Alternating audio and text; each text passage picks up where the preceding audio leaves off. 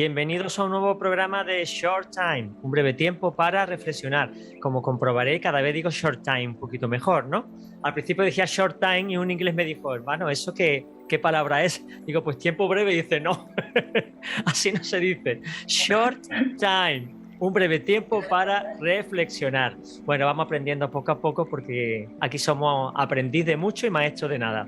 Bueno, ya sabéis que emitimos desde el 100.2 de FM en Radio Amanecer Málaga, la sintonía que te acerca a Dios.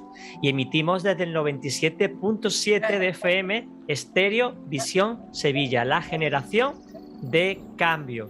Bueno, sabéis que tenemos un respaldo muy importante que es la FRAPAN y CESMA, la Fraternidad de Pastores de Málaga, y el Consejo Evangélico Provincial de Málaga. Un servidor, Juan Carlos Segovia, como consejero de medios de comunicación de CESMA, pues os acompaña de la mano del Señor para abordar este programa tan interesante hoy con Ramón Gómez, que nos va a enseñar acerca de los mecanismos de la evolución, la selección natural y cosas muy interesantes. Deciros antes de empezar que la producción del programa y todo lo que hacemos lo hacemos desde la Iglesia del Monte Proyecto Vida, que nuestro lema es un oasis de Dios para vivir. Qué bonito es aparcar toda la tensión y relajarse en la presencia de Dios, que mucha falta nos hace.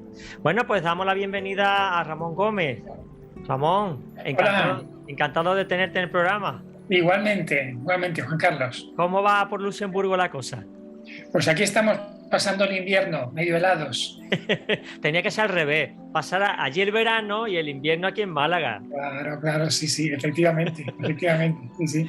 Bueno, pues seguimos con el origen de las especies, que estamos muy interesados viendo todo lo que la ciencia dice acerca de confirmando de lo que la Biblia dice. Nada más lejos de la realidad que las hipótesis que se sacan muchas veces son contrarias a la misma ciencia, y tú nos estás demostrando programa a programa cómo las evidencias científicas apuntan más hacia una creación diseñada que a el azar y el tiempo que surgió lo que existe, ¿verdad? Efectivamente. Bueno, me decías algo entre bastidores muy interesante y ahora tú nos lo explicarás mientras va localizando la presentación, de que la selección natural, que tanto se argumenta a favor de la evolución, precisamente demuestra lo contrario, ¿no? Y en esto tú nos vas a estar desarrollando el programa de hoy. Efectivamente, vamos a meternos un poco dentro de qué es eso de la selección natural, a exponerlo un poco más en detalle, y veréis que la selección natural, aunque efectivamente es un hecho que sucede, no contribuye a la evolución de las especies, a la generación de nuevas especies. Vamos a verlo en detalle. Muy bien. Muy bien, pues en esta pequeña miniserie de charlas estamos en la tercera charla, en la cual estamos viendo 3 descubrimientos científicos sobre el origen de las especies que tuvieron lugar en el siglo XX, y estos 3 descubrimientos científicos muestran que la fe bíblica es razonable. Como decías antes, apuntan a la verdad del registro bíblico. El hombre que veis en la fotografía es Charles Darwin. Charles Darwin era un naturalista, que es así como se conocían a las personas que estudiaban la naturaleza en el siglo XIX. Charles Darwin escribió su libro más famoso, lo voy a poner en español, el título es El origen de las especies, aunque realmente el título completo es El origen de las especies mediante la selección natural o la preservación de las razas favorecidas en su lucha por la vida. ¿Sabéis? En el siglo XIX los libros tenían un título larguísimo. Una vez que habías leído el título ya habías leído la mitad del libro. Bueno, en todo caso ya sabías de qué iba el libro, ¿no? Bueno, pues este libro para muchos es el libro que más ha influido en el pensamiento occidental moderno. Nuestra forma de pensar ha sido moldeada por esta idea de la evolución, por esta idea general de que las cosas mejoran por sí solas sin necesidad de un creador. Por lo tanto, la pregunta que nos hacemos hoy es la pregunta que se hacía Darwin, el gran misterio. ¿Cuál fue el origen de las especies? Ahora, en primer lugar, tenemos que tener una idea clara de qué cosa es la especie. Si estamos buscando el origen de algo, tenemos en primer lugar que saber de qué cosa estamos buscando el origen. Una especie es un grupo de individuos. Y es un grupo de individuos que tienen una particularidad, es que pueden cruzarse entre sí y tener descendencia fértil. Según esta definición, el perro no sería una especie, sino que el perro junto con el lobo, junto con el coyote, junto con el chacal y posiblemente otros formarían una especie. ¿Por qué? Bueno, porque todos ellos se pueden cruzar entre sí y pueden tener descendencia fértil. Entonces, aunque hoy en día en la clasificación de biología normal a este grupo se le conoce como un género, como el género Canis. Esa es la clasificación biológica moderna. Pero en términos de, cuando hablamos de la cuestión del origen de las especies, nos referimos al origen de este grupo, del grupo Canis. Canis sería una especie, ¿por qué? Bueno, pues porque todos ellos pueden cruzarse entre sí y tener descendencia fértil. Muy bien, en mi exposición voy a seguir el método científico, es decir, el método científico es un proceso de obtención de conocimiento de la naturaleza, que se compone esencialmente de 3 pasos. El primer paso es la pregunta, el segundo paso es la hipótesis y el tercer paso es la observación. En el primer paso, lo que hacen los científicos es que formulan una pregunta a la cual quieren hallar una respuesta. La ciencia está siempre orientada por la búsqueda de la respuesta a una pregunta. Una vez que tenemos la pregunta, los científicos, en lugar de lanzarse a la investigación, lo que hacen es que formulan hipótesis. Es decir, hipótesis son respuestas candidatas, son posibles respuestas a la pregunta que hemos hecho al principio. Y cuando tenemos las hipótesis, entonces es cuando pasamos a la observación detallada de la naturaleza. A veces es la observación de un experimento que hemos preparado a tal fin. Pero siempre es la naturaleza la que nos da la respuesta. Una pregunta, Ramón. En el tema de la hipótesis que proponen posibles respuestas, evidentemente desechan algunas posibles respuestas porque partirán de la base Dios no existe, no hay nada sobrenatural y por lo tanto las hipótesis son todas naturalistas o materialistas, ¿no? Exactamente, exactamente. Es como vamos a hacer un partido de fútbol, juega el Madrid y el Barcelona, ¿vale? Y vamos a jugar en Barcelona, que es mi tierra, ¿vale? Y en las reglas de este encuentro deportivo no se puede meter goles en la portería del Barcelona. ¿Vale? Vamos a jugar. Claro. Ya está, ya partimos de una hipótesis errónea porque ya sabemos quién va a ganar el partido. Claro. Muy buen ejemplo. Muy bien, las preguntas en el contexto de los orígenes, de búsqueda de los orígenes, las preguntas siempre tienen la forma causa-efecto. Eso es porque la naturaleza funciona según el principio de la causalidad. Todo lo que vemos es el efecto de alguna causa. Entonces, si vemos especies, pues es que alguna causa las ha causado. Por lo tanto, la pregunta que originamos aquí es ¿qué causa originó las distintas especies de animales y plantas? Porque todos estamos de acuerdo que hubo un tiempo en que no existían estas especies de animales y plantas sobre la Tierra. Y hoy sí que existen. Es decir, que algo ha sucedido para que existieran. Alguien ha intervenido y ha creado estas especies que vemos hoy, casi 1 millón de especies. Una vez que tenemos la pregunta, pasamos al paso de las hipótesis. Ahora, las hipótesis se enmarcan dentro de las 2 hipótesis principales, proceden de 2 ideologías, 2 creencias, 2 cosmovisiones que se llaman. Y estas cosmovisiones son el materialismo y el creacionismo. Estos son creencias. El materialismo es un sistema de creencias que sostiene que no hay nada más que naturaleza. Esta es la definición de la Wikipedia. Todo aquel que dice, no existe un creador, bueno, pues su creencia se llama materialista o naturalista. Y luego está la otra creencia que es el creacionismo, que es la creencia de que el universo procede de un acto específico de creación. Todo aquel que dice, hombre, esto no se puede haber hecho solo. Bueno, pues eso es el creacionismo. Alguien tiene que haberlo hecho, las cosas no se hacen por sí mismas. Bueno, estos no son hipótesis, materialismo y creacionismo son cosmovisiones o creencias. Ahora, cada una de ellas propone una hipótesis distinta. la hipótesis que el materialismo propone es que la causa que originó las distintas especies de animales y plantas es la selección natural de las razas favorecidas en su lucha por la vida. Aquí estoy utilizando las palabras del título del libro de Darwin, que es el libro que dio lugar a la teoría de la evolución. El creacionismo propone otra hipótesis. Los creacionistas dicen, pero mira bien que las especies muestran evidencias de un origen inteligente. Esto es lo que dice el Salmo 19.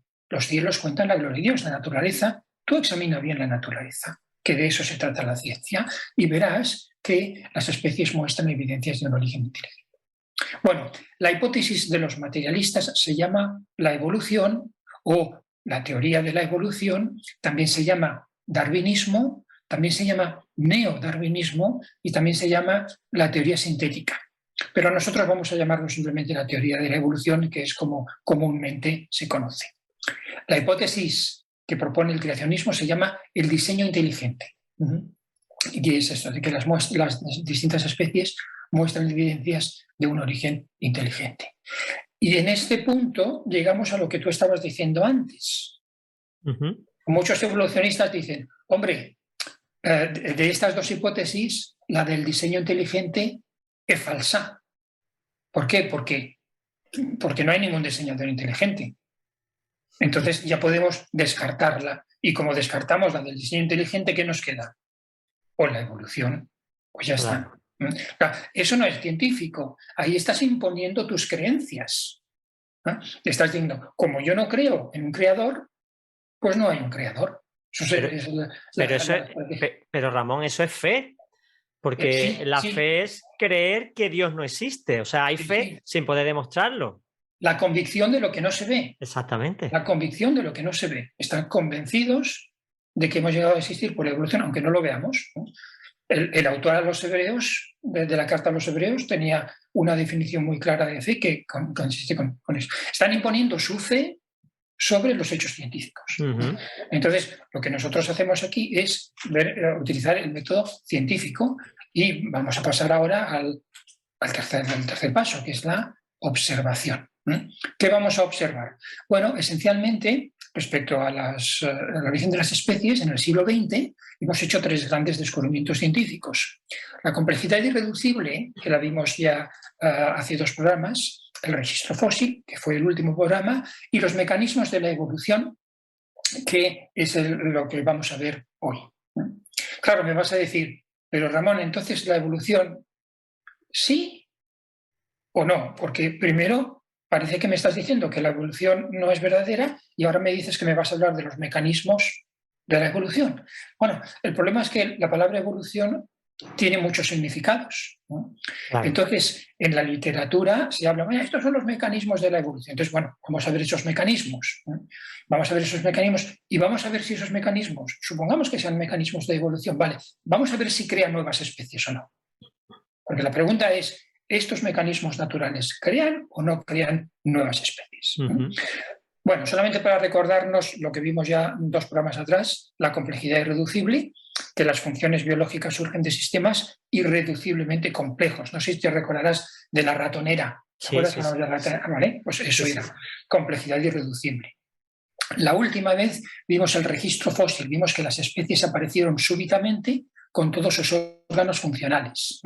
La idea principal, la explosión cámbrica, con las que aparecieron todos los filos en la explosión cámbrica. Bueno, hoy vamos a ver los mecanismos de la evolución y lo que vamos a ver es que la evolución no incrementa la información del genoma. Y eso es la clave por la cual los mecanismos de la evolución no crean nuevas especies, aunque produzcan variaciones, pero no incrementan la información en el genoma. Esto lo vamos a ver más en detalle, o sea que luego lo vamos a entender cuando lo veamos más en detalle. La idea general del origen de las especies es esta, que las especies muestran claras evidencias científicas de un origen inteligente y que estas evidencias son la complejidad irreducible, el registro fósil y los mecanismos de la evolución. Este tercer punto es el que vamos a tratar hoy. Claro, Darwin no conocía estos mecanismos. Darwin propuso una teoría con el conocimiento básico que había en aquel tiempo, en el siglo XIX.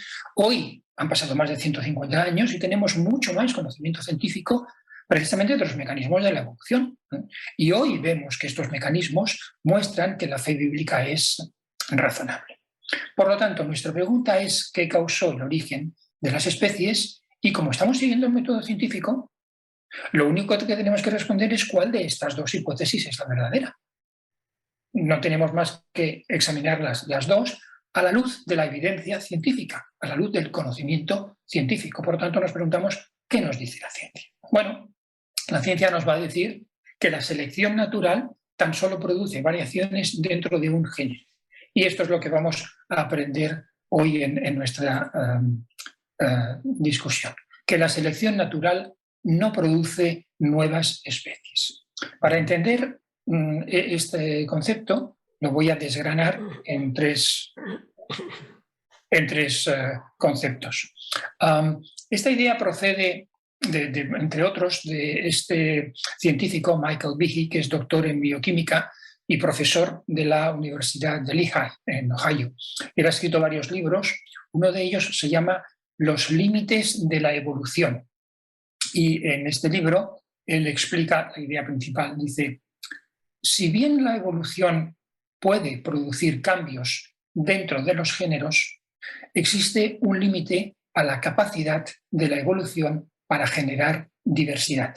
Estas son las palabras tal como las escribe él en su libro. Nosotros las vamos a desgranar, las vamos a poner de una forma sencilla para que lo entendamos mejor.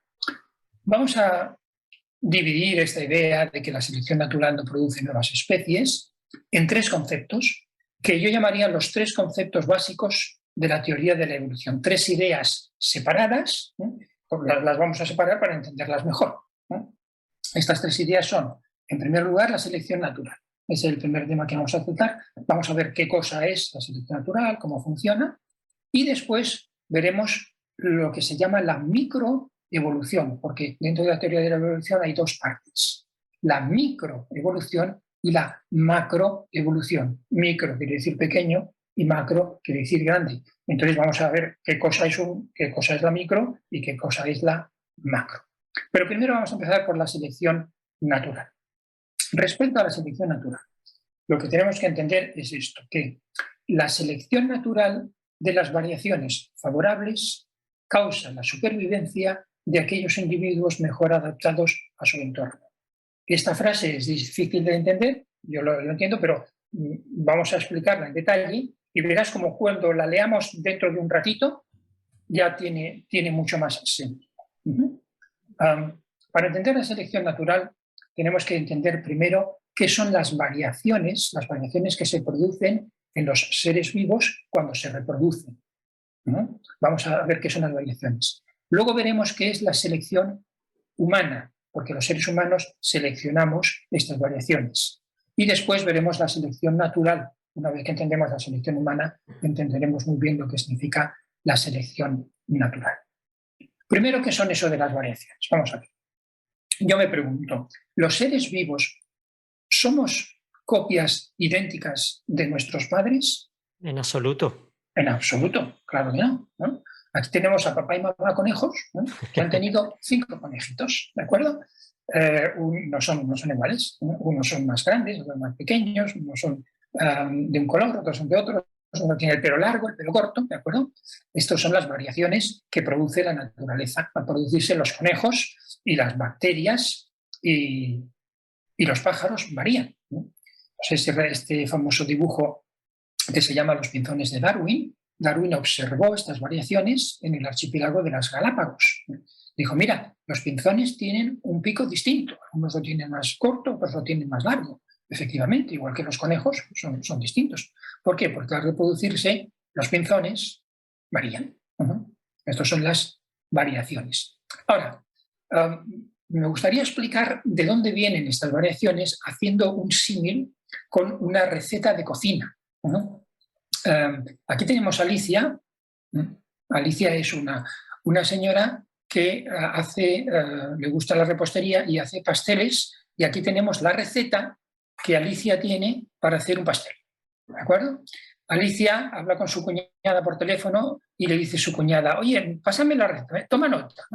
Y su cuñada Carmen, hablando por teléfono, se corta a veces el teléfono, no se oye muy bien porque no tiene una buena conexión de wifi. Pero bueno, Carmen escribe la receta y resulta que no la escribe exactamente igual que Alicia.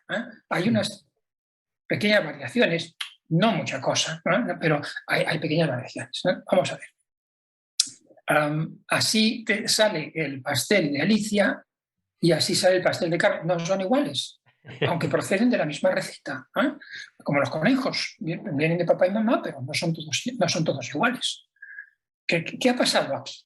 ¿Cuáles son las causas de las variaciones de los conejos, las causas de las variaciones de los pinzones de Darwin o las causas de las variaciones de los pasteles, de la receta de... Bueno, las variaciones es que la receta no es exactamente idéntica.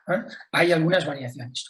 En primer lugar, yo estoy viendo que hay algunos errores de copia, que Carmen no ha copiado bien la receta de Alicia. Estos errores de copia se llaman mutaciones. Vamos a utilizar la palabra mutaciones porque vamos a ver. Mira, aquí dice la receta de Alicia 25 gramos de esencia de vainilla y en la receta de Carmen dice 52. El 2 y el 5 se han cambiado por un error de copia, ¿vale? No pasa nada.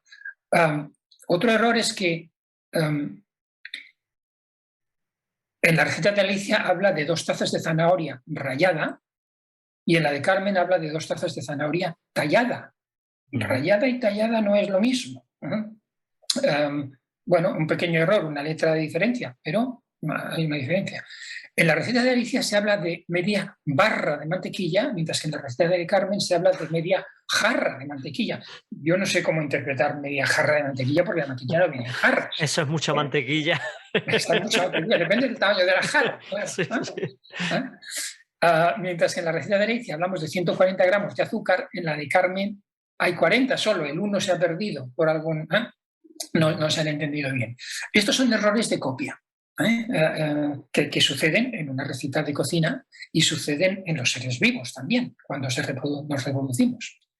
Otro tipo de cambios están causados por la recombinación de la información. Vamos a ver cómo aquí Carmen recombina la información de Alicia. En primer lugar, hay algunos ingredientes que son opcionales, la sal y la canela. Ya se lo dijo Alicia, esto es opcional, si quieres se lo pones, si no, no se lo pones. Y Carmen ha decidido no ponerle ni sal ni canela. Muy bien, eso se llama una recombinación de la información genética. Hay otra recombinación, mira, la palabra harina, que aparece en la 4ª línea de la receta de Alicia, pues se ha saltado a una línea más adelante en la receta de Carmen. Se ha recombinado, de forma que Carmen no está poniendo 210 gramos de harina, como hace Alicia, sino 300. Bueno, no es el fin del mundo. Por otro lado, la palabra polvos para hornear, que están en una línea en la receta de Alicia, se han saltado a la 4ª línea en la receta de Carmen, de forma que la cantidad de polvos para hornear será un poco distinta en la receta de Carmen de la receta de Alicia. Es decir, estas variaciones que se producen en los seres vivos cuando nos reproducimos, se deben a que la información genética sufre mutaciones y recombinaciones, igual que la receta de Alicia y Carmen. Bueno, ya sabemos lo que son las variaciones y ya sabemos cuáles son sus causas. Y una pregunta que me surge, ¿esas recombinaciones son aleatorias, son por azar o sea, la mezcla de todo el ADN del padre y de la madre, pues hay que ya llevan de los abuelos. Al final, ¿esas recombinaciones son fortuitas? ¿Hay algún mecanismo que haga que se produzcan? Pues sí, son fortuitas, surgen al azar, o eso es lo que se ha creído hasta hace muy poco. Pero en los últimos 20 años, más y más estudios científicos están mostrando que estas variaciones han sido planeadas por alguien. ¿Por qué? Porque se ha encontrado, por ejemplo, en una mosca que se llama Drosophila, se estudia mucho la Drosophila megalogaster, se estudia y se ve que la gran mayoría de las mutaciones ocurren en un lugar fijo, fijo, ¿no? Entonces, en el genoma, en el ADN de esta mosca, hay como 100 o 200 sitios en los que se producen muchas variaciones y muy pocas fuera de estos sitios. Ajá. Entonces, lo que sospechan los científicos es que hay algunos lugares que han sido programados para variar y otros lugares no. Qué interesante. Entonces, esto es una investigación que está todavía en ciernes, ¿no? Pero hasta ahora la respuesta a tu pregunta ha sido siempre sí, son recombinaciones al azar, y a lo mejor incluso en alguna de mis diapositivas utilizo la palabra al azar, pero últimamente más y más estudios demuestran de que varían en algunos sitios que parece que están preparados para variar. Ajá. A eso me recuerda a mí las palabras del libro de Génesis cuando dijo Dios, rellenad la tierra, llenad la tierra y sojuzgarla. Se lo dijo a los hombres, no a los animales, pero esa intención de Dios de que se esparcieran los seres vivos por todo el globo, pues encaja con el hecho de que han sido diseñados para variar. La variación... Entre otras cosas porque conviene por los errores genéticos, para que no sean los mismos siempre, sino que porque siempre he escuchado yo que los reyes, pues casarse con la misma familia o gitanitos, reproducen sus errores genéticos con mucha más facilidad que los que son mezclados de otros contextos, ¿no? Claro, efectivamente. Entonces, si nos mezclamos de distintas etnias, evitamos esos errores genéticos.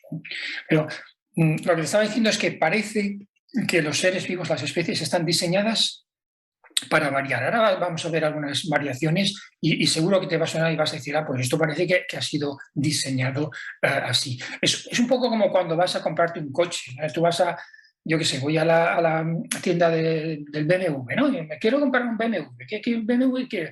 Quiero un X3. Bueno, pues tengo un X3. Pero además es que quiero que los sillones sean de esto. Un momento, me dice el vendedor. Yo te quiero un X3, ahora nos sentamos y le voy a ofrecer toda la distinta gama de variedades del color del salpicadero, del color del tal, y verá usted la gran cantidad de variedad, casi le sale un coche distinto. Si usted le pone todos los, ¿cómo se llama? Todos los artilugios que se le puede poner, el coche le va a costar el doble, que si no le pone ninguno. O sea, que puede variar mucho. ¿Y por qué puede variar tanto? Bueno, porque está diseñado así.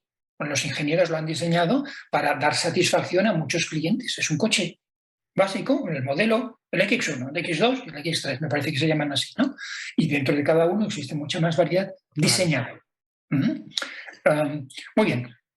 Volvemos entonces a las variaciones que ya hemos visto y ahora nos preguntamos, ¿qué observó Darwin en los criadores de ganado o de palomas de su tiempo? Darwin era un criador de palomas, tenía palomas y era muy aficionado. Y él observó una cosa que podríamos llamar la selección humana. ¿Qué es eso?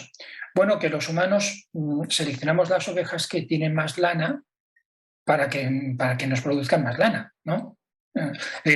Las ovejas, de forma natural, no todas tienen mucha lana, unas tienen más, otras tienen menos. Claro. Pero los criadores de ovejas les interesan las ovejas que tienen más lana. Bueno, pues la naturaleza produce variedades, es lo que hemos visto ya, los conejos y tal, y los criadores de ovejas hacen una cosa que se llama selección.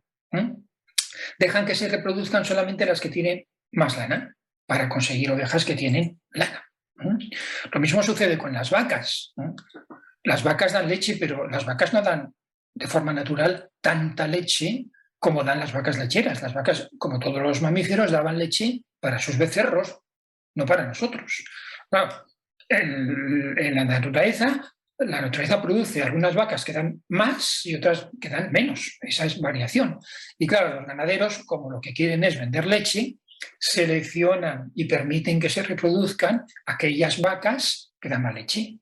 Y así, a lo largo de las generaciones, hemos creado una raza de vacas que son las vacas lecheras, que son las que nos dan leche. Ramón, otra cosa sería cuando el hombre interviene en el ADN de los productos, por ejemplo, las uvas sin semillas. Sí, eso ya es otra cosa, eso es manipulación genética. Sí. Vale. Aquí estamos hablando de lo que hacían los ganaderos en el siglo XIX. Vale. Allí no había manipulación genética, estamos hablando de la selección humana. Vale.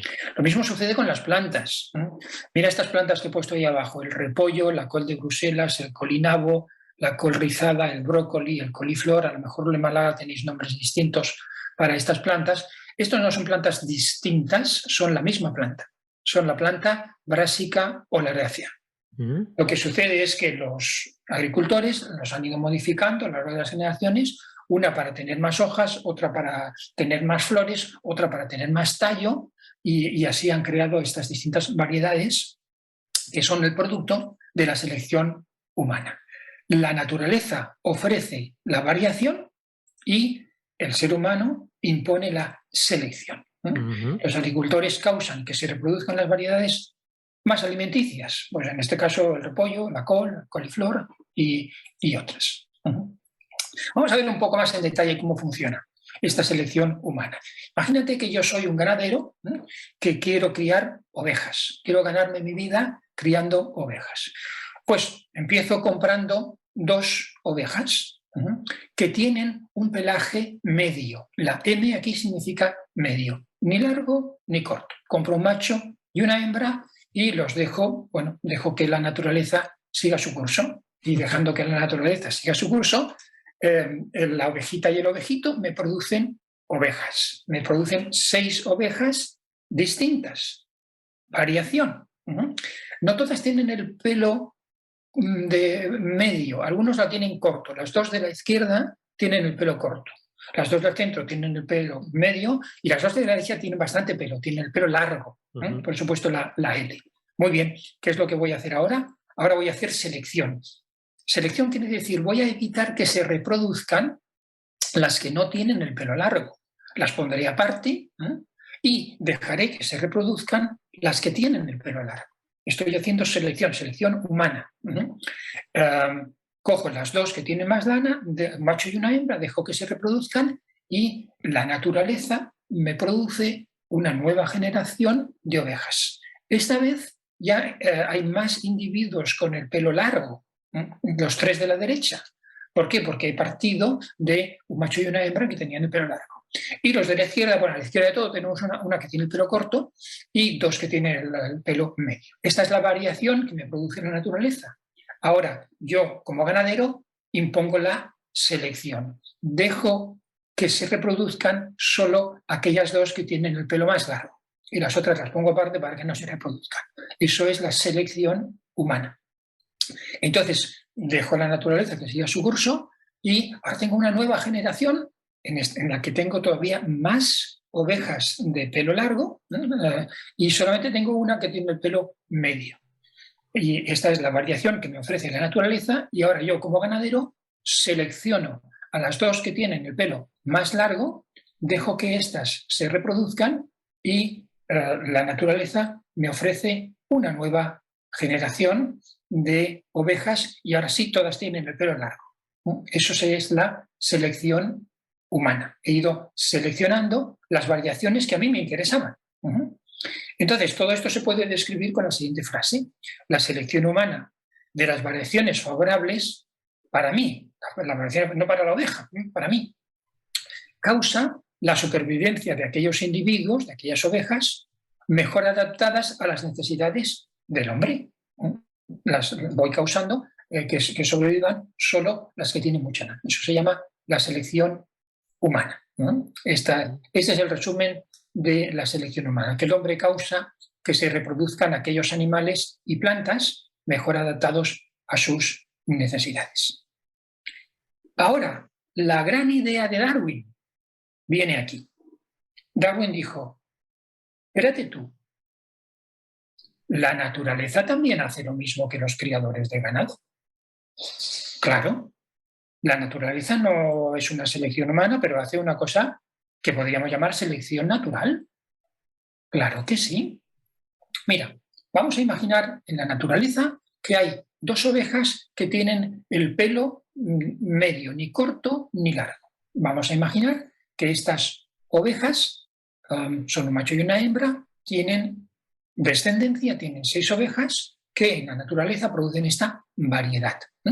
2 de la izquierda tienen el pelo corto, 2 tienen el pelo medio, las 2 de la derecha tienen el pelo largo.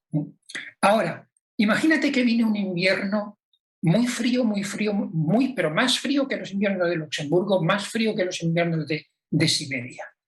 ¿Qué va a pasar cuando el invierno caiga sobre estas ovejitas?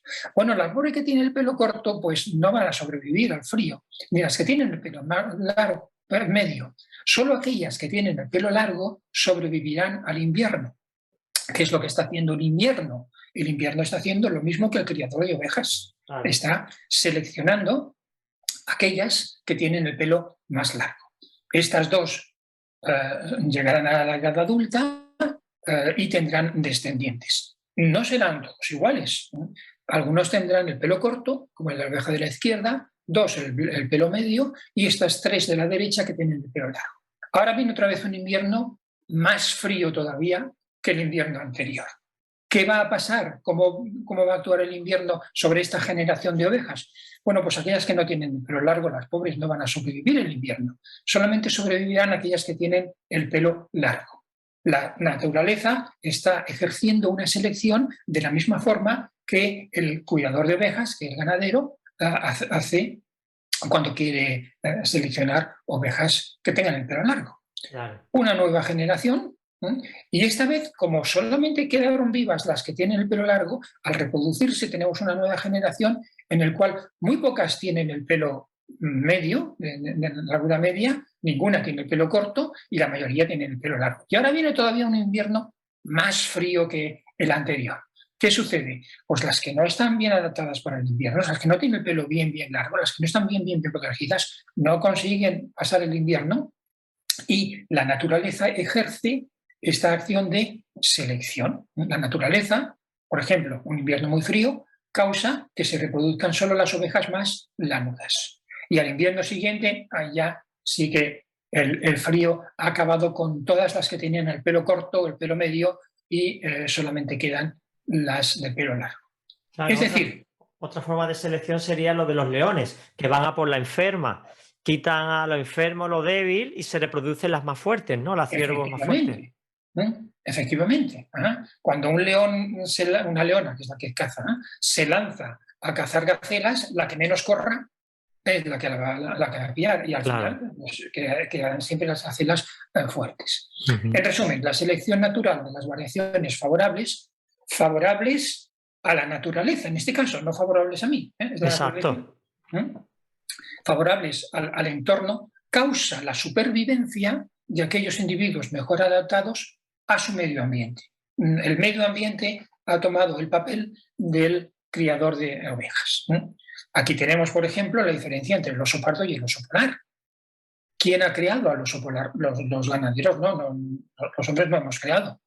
La naturaleza crea especies de osos seleccionando ciertas características favorables. Ves que el oso pardo se camufla muy bien con ese color marrón en el entorno marrón, mientras que el oso polar se camufla muy bien en zonas árticas. Otro ejemplo, el lobo ártico y el perro salvaje somalí. El lobo ártico, mira qué pelaje más bonito tiene, largo y blanco, para estar abrigado en zonas árticas. Mientras que el perro salvaje somalí, el pobrecillo, no tiene apenas pelo, pero claro, es lo que necesita para vivir en el desierto de Somalia. Claro. Entonces, tú llevas al lobo ártico al al desierto de Somalia y no dura 3 días. Y lo mismo con el perro salvaje de Somalia, si lo llevas al Ártico. Claro. Esto se llama la selección natural. Ramón, entiendo que lo mismo ocurre con el hombre. Son morenos en lugares donde el sol es una agresión muy fuerte y mucho más blanco con los azules donde no hace falta protección del sol. Efectivamente. Los hombres, no es que los negros dijeron, vámonos a África, y los blancos dijeron, no soy de Europa. No. Al principio no éramos ni blancos ni negros. Adán era pues algo intermedio al medio, yo qué sé. Entonces, por causa de la dispersión de Babel, nos dispersamos por todo el mundo y los blancos que fueron al sur al desierto del Sáhara, pues enseguida tuvieron cáncer de piel y tal, y en generaciones estos no dejaron mucha descendencia. Por eso vemos en las zonas cálidas, vemos más la raza. Entonces, Ramón, esto en cierto modo es una especie de evolución dentro de la misma especie. Si quieres llamarlo evolución, sí. Lo que pasa es que ya estás utilizando la palabra evolución en un sentido distinto del de Darwin. Ajá. Porque Darwin, cuando utiliza la palabra evolución, significa a la creación de nuevas especies. Tú acabas de decirme, esto es una evolución dentro de la especie. Sí, bueno, pues entonces no es la de Darwin. Claro. Por eso la vamos a llamar micro, ¿vale? Ahora la llamaremos microevolución para diferenciarla de la otra, que las cosas estén claras. En ciencia tenemos que ser exactos. Bueno, vamos a recapitular lo que hemos visto de la selección natural. Hemos visto las variaciones, los conejitos que no son todos iguales, que los propone la naturaleza. Hemos visto que los hombres podemos seleccionar y permitir que se reproduzcan tal o cual animal según unas características que a nosotros nos interesen, la vaca lechera, la oveja lanuda o el brócoli. Y luego hemos visto que la naturaleza, en algunos casos, actúa igual que los hombres, y esto lo llamamos selección natural. Una cosa interesante es que la selección natural no es un fenómeno que se produce en toda la naturaleza sin excepción. Hay lugares en los cuales no se produce la selección natural. Por ejemplo, imagínate un banco de peces, yo qué sé, 5.000, 10.000 peces en el océano, que están nadando en dirección norte. La ballena, que se alimenta de estos peces, lo hace nadando en dirección contraria al banco de peces. Entonces, la ballena, para alimentarse, lo único que hace es abrir la boca. Claro, y no selecciona a quién se va a comer. Se come todo lo que haya por delante. Todo. El pobre que esté en medio del banco se lo come. Le ha tocado. Entonces, lo que te quiero decir es que la selección natural sí que se da en la naturaleza, pero no todas las generaciones de seres vivos llegan a ser por selección natural. A veces la leona atrapará a la gacela que tenga más cerca. La leona se esconderá detrás de los arbustos, claro. Las gacelas vendrán a beber al lago, y si una está cerca de la leona no dirá, tengo que cazar a la más débil. No, la leona cazará a la primera que tenga cerca, claro, aunque sea fuerte. Igual pasa con los bebés, cazará al más pequeño porque es más indefenso y no necesariamente será el más débil de adulto. Exactamente. Por eso digo que la selección natural sí que existe, pero no toda la naturaleza está sometida a la selección natural. Muy bien. La conclusión de la selección natural es esta frase que he leído antes, que era difícil de entender. La selección natural de las variaciones favorables causa la supervivencia de aquellos individuos mejor adaptados a su entorno. Ya, como hemos visto ejemplos, ya hemos visto el perro, el lobo y el oso. Muy bien, esto es la selección natural, que, repito, es un fenómeno que se da en la naturaleza, pero que no es la evolución. Bien, ahora vamos a hablar de la microevolución. Tú me decías, bueno, pues eso es una evolución dentro del mismo género. Bueno, sí, vamos a utilizar las palabras científicas correctas. Eso es microevolución. Una variación dentro del mismo género es microevolución. La microevolución es esto, la creación de variedades dentro de un mismo género, recombinando la información genética. Es decir, distintos pasteles se pueden crear recombinando la receta de Carmen. Vamos a ver una definición de la microevolución, vamos a ver algunos ejemplos para verlo más claro, y vamos a ver las causas, sobre todo las causas que causan la microevolución, para que luego podamos decidir qué puede hacer la microevolución y qué no puede hacer la microevolución. Una definición de microevolución, esta la he tomado de un diccionario médico, dice así: la microevolución es la transformación dentro de una especie. Es lo mismo que la misma observación que has hecho tú antes. La microevolución es la variación dentro de una especie. Por ejemplo, todos los perros. Al reproducirse los perros varían. Mira que hay perros distintos. Pues sí. Pues todos vienen de un antiguo perro lobo que fue el padre no solamente de los perros, sino de los lobos y de los coyotes. Y todos estos forman un género llamado el género Can. Todos estos pertenecen al género Can. Esa es la definición de microevolución, variación dentro de los límites de una especie. Ahora vamos a ver algunos ejemplos. ¿Qué ejemplos podemos observar de microevolución? Bueno, pues ya hemos visto, el oso pardo y el oso polar son los dos ejemplares pertenecientes al género Ursus. Los dos son Ursus. ¿Y cómo lo sabemos? Bueno, porque podemos cruzarlos y obtener este oso que se llama el oso de Banks, que es un cruce entre un oso polar y un oso pardo. ¿Qué significa eso? Si los podemos cruzar es porque pertenecen al mismo género. ¿Recuerdas que definimos género como aquellos individuos que pueden cruzarse y tener descendencia fértil? Bueno, osos polares y osos pardos son variedades del género Ursus y lo podemos ver en el oso de Banks. Ahora, si el oso pardo y el oso polar son variedades del género Ursus, si pueden reproducirse entre sí, ¿qué es lo que estamos viendo? Vemos, esto es un ejemplo, el oso pardo y el oso polar, es un ejemplo de un origen de una especie o de una variación dentro de una especie. Esa es la clave. ¿Esto qué es? ¿Un origen o una variación?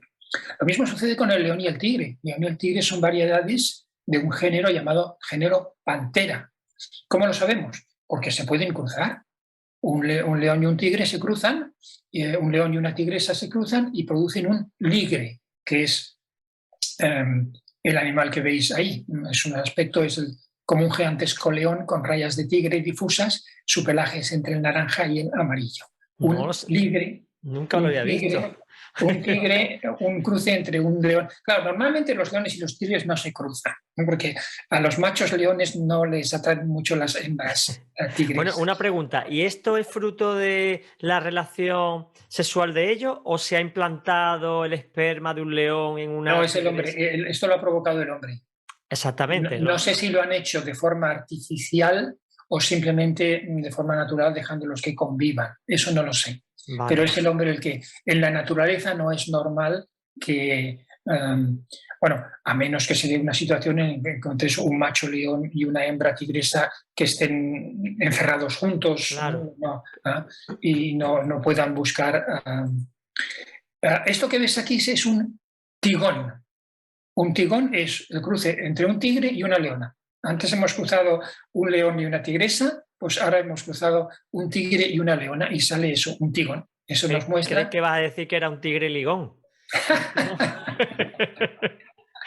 Vale. Es un tigre que se ligó a una leona. Vale. Claro, leones y tigres resulta que son variedades del género pantera, que pueden reproducirse entre sí. Entonces tenemos que preguntarnos, ¿esto de los leones y los tigres es un ejemplo de origen de una nueva especie o es simplemente una variación dentro de una especie? Lo mismo sucede con el bisonte y la vaca. El bisonte americano y la vaca común son bovinos. Los bovinos son una subfamilia, se clasifican con el término de subfamilia, pero se pueden cruzar entre sí y te dan un bífalo. Esto es un bífalo, que es un cruce entre el bisonte americano y la vaca doméstica. Claro, de forma natural, una vaca asturiana no va a ir a buscar a un bisonte americano. Claro. Pero si el hombre los pone juntos, claro, los fertiliza por fertilización artificial, no sé cómo, el bisonte americano y la vaca común son variedades de la misma subfamilia. Qué curioso. Es decir, el bisonte y la vaca son variedades de bovinos, no deberíamos de hablar de la especie bisonte ni la especie vaca, deberíamos hablar de la especie bovinos, ¿no? Y claro, ¿esto es un ejemplo del origen de una nueva especie o es simplemente una variación dentro de una especie dada? Lo mismo sucede con el caballo y el burro, ¿no? El caballo y el burro son variedades del género Equus y se pueden cruzar y te dan este animal que se llama burdégano, ¿no? Un burdégano es el cruce entre un caballo y una burra. ¿no? Y esto nos Bueno, muestra. es lo que llamábamos un mulo, ¿no? Un mulo me parece que es un burro y una yegua, ¿no? Ahora no estoy seguro. Vale, vale, vale, Ahora no vale. estoy seguro, ¿no? La mula también viene de caballo y burro, sí, cierto, pero no sé si es el El mismo sexo. sexo. Vale, vale, vale. El caso es que caballos y burros pueden cruzarse. ¿Por qué? Porque son variedades del género Equus. Ahora, si son variedades del género Equus, entonces la distinción entre caballos y burros, ¿esto qué es? ¿El origen de una nueva especie o es simplemente una variación dentro de una Claro, especie? claro, Lo mismo claro. sucede entre los leones y los jaguares, que ambos pertenecen al género Pantera. Y cruzándolos tenemos este animal que se llama un jagleón. Un jagleón es un cruce entre un jaguar, macho, y una leona, hembra. Claro, ¿por qué pueden cruzarse? Porque son variedades dentro del mismo género. Claro. Entonces, otra vez, la variedad de leones y jaguares realmente no son nuevas especies, sino que son variaciones. Mira, lo mismo sucede con las ovejas y las cabras. Ovejas y cabras pertenecen a una subfamilia que se llama caprinos y Ajá. se pueden cruzar, claro que sí, Qué y te dan barbaridad. este animal que se llama un guet. Un guet es el cruce de una oveja y una cabra. Esto no lo sabe la gente. Yo esto es la primera vez en mi vida que escucho esto, ¿eh? Increíble, vamos. Claro, las ovejas de forma natural no buscan aparearse con las cabras, ¿no? Claro. Ni el hombre. Pero si consigues poner juntos un macho cabra y una oveja, consigues que fertilicen, pues tienes esto, tienes un get, que es un miembro de la subfamilia caprinos. Es decir, que las ovejas y cabras, aunque parezcan diferentes, las diferencias son como los pasteles de Carmen y de Alicia, que han variado un poquito y parece que son distintos, pero genéticamente son el mismo El genoma. mismo. Lo mismo sucede que en los cetáceos. Aquí tenemos a la izquierda un delfín mular y a la derecha una falsa orca. Bueno, pues son variedades. ¿Por qué? Porque se pueden cruzar y tienes un balfín. Un balfín es el cruce entre un delfín mular y una falsa orca. Se ha conseguido hacer en cautividad, naturalmente. Y esto nos muestra que ambos individuos son ejemplares de la misma especie. Delfines y falsas orcas en realidad no muestran una creación, un origen de nuevas especies, sino una variación dentro del mismo, dentro de la misma especie. Una pregunta, Ramón. ¿Cómo se sabe que un animal es de la misma especie que otro? ¿Por el parecido? Porque antiguamente el código genético no se conocía, ahora sí se pueden comparar, pero ¿cómo se sabe que son de la misma especie? ¿Hay algún patrón, alguna evaluación que diga, pues este y estos son de la misma? ¿Son No, ecus o son caprinos? no existe que yo sepa nada, porque incluso existen animales que son muy parecidos. Por ejemplo, el tigre de Tasmania se parece mucho a un lobo que vive en Canadá.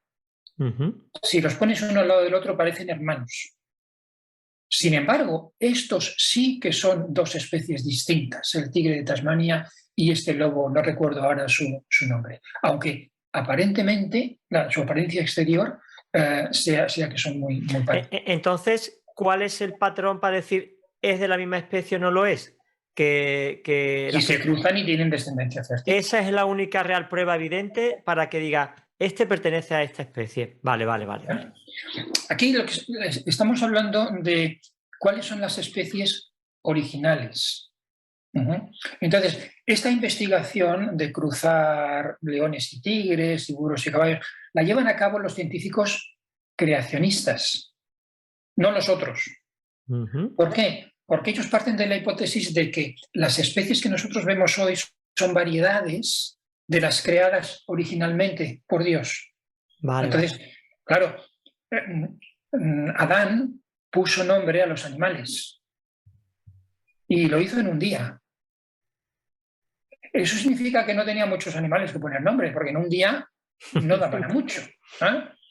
Adán no tuvo que enfrentarse a las 800.000 especies de animales y plantas que vemos hoy en la realidad. Adán seguramente no conoció al león, a la pantera al tigre, al guepardo y al leopardo. Seguramente Adán vio un felino y dijo, pues ya está, felino, se acabó.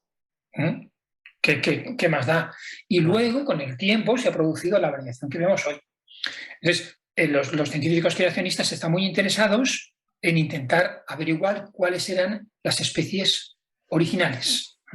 Y tienen todo un proceso de investigación, un programa de investigación que se llama baramitología, que viene de la palabra baramín, especies, que es la palabra que aparece en el texto. Entonces intentan averiguar cuáles fueron las especies originales.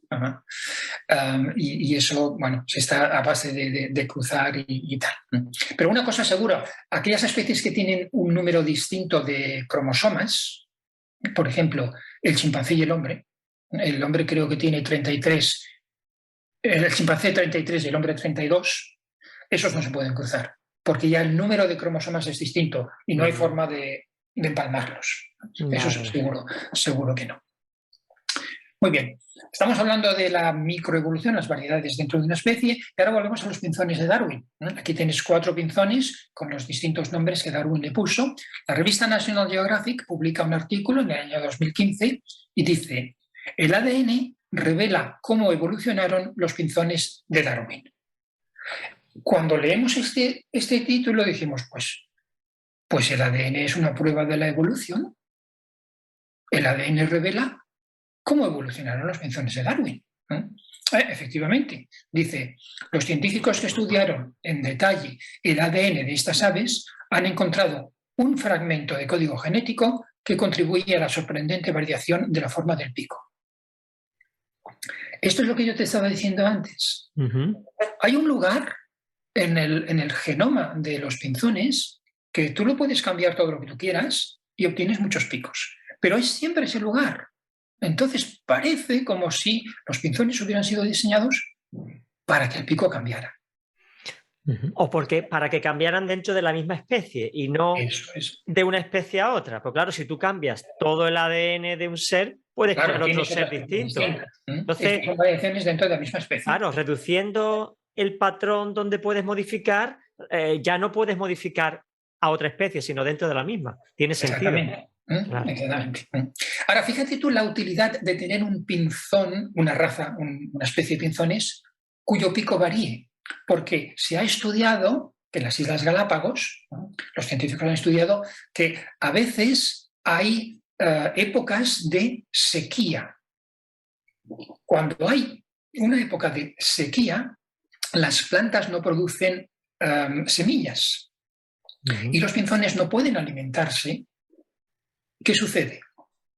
Que estos 4 pinzones que tú ves aquí, el 1, 2 y el 3 y el 4, cuando llega una sequía, cuando llega 10 años de que no cae una gota de agua sobre las Galápagos, cuando las plantas no producen semillas, el número 4 no consigue alimentarse. El número 3 tampoco y el número 2 tampoco. Solo el número 1, que tiene el pico más fuerte, consigue romper las semillas que han quedado de años anteriores. Entonces el número 1 sobrevive a una sequía. Entonces así no se extinguen una sequía no extingue a los pinzones, porque, bueno, extingue el número 4, el 3 y el 2, pero el 1 sobrevive. Y sobre todo el número 1 lleva dentro de sí la capacidad de producir el 1, el 2, el 3 y el 4. Entonces, cuando vuelve a llover sobre las Islas Galápagos, el 1 tiene descendientes, se produce esta variedad y aparecen el 1, el 2, el 3 y el 4. Curioso. Qué ver. Ahora, como llueve mucho, hay muchas plantas verdes. Y entonces el 1, pobrecillo, no consigue sacar la semilla de dentro de la planta. Y el 4 sí, porque el 4 tiene un pico más largo. Entonces, la abundancia de lluvias selecciona de forma natural y se muere el 1, el 2 y el 3. Y solo queda el 4.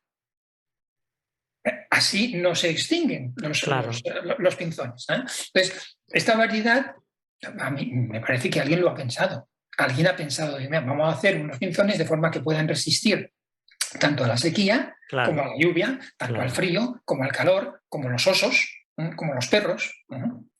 Entonces, eso es lo que les permite a los pinzones sobrevivir. Luego, la abundancia de lluvias hará que se extingan el 1, el 2 y el 3, hará que sobreviva el 4, ¿no?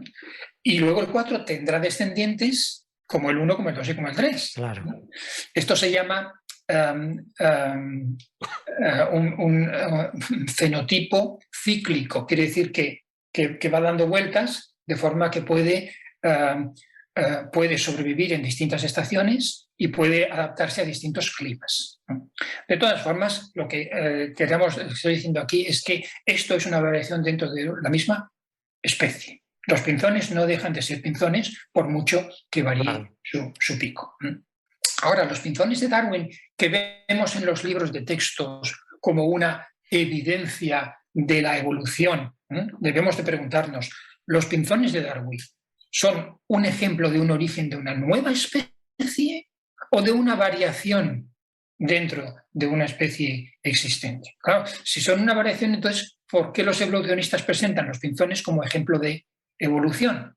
Claro, dicen, mira, selección natural. Sí. Dentro de una especie, claro que sí. Claro. Es lo que Dios puso dentro de la especie para que la especie sobreviviera a distintos climas, a distintas latitudes. Muy bien, hemos entonces visto estos ejemplos y podemos decir que tigres y leones son ejemplos de variaciones dentro del mismo género. No son ejemplo de la evolución de Darwin, no son ejemplo de origen de nuevas especies.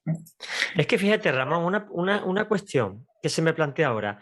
Los evolucionistas defienden la evolución de una especie a otra para demostrar de que no hay creador. Pero es que eso, aunque fuera verdad que es mentira, tampoco demuestra que no haya creador, porque aunque existiera la evolución de una especie a otra, alguien tuvo que comenzar el proceso. O sea, que tampoco demuestra esa falsa teoría que no hay Dios, que no hay un creador, que no hay un comienzo de algo sobrenatural que afecta al plano natural. O sea, es que no tiene vuelta de hoja.